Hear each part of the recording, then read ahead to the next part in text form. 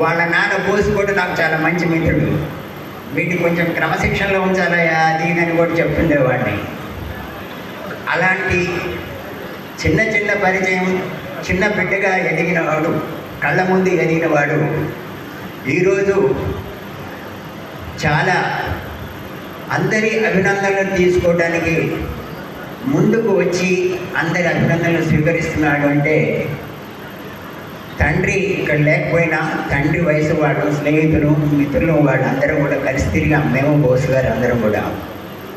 మా అందరికీ ఎంతో సంతోషం. అయితే నేను కొద్దిగా 2 నిమిషాలు టైం తీసుకుంటానండి. అభినందన కంటే కూడా ముందు నాకు ఇట్లా చెప్పడం ముఖ్యం. నేను అది ఇష్టపడతాను. నేను మన దినకర్కి మంచి క్రిటిక్ని. ఎప్పుడు ఫోన్ చేసి ఏదైనా మాట్లాడితే నువ్వెక్కడున్నావు,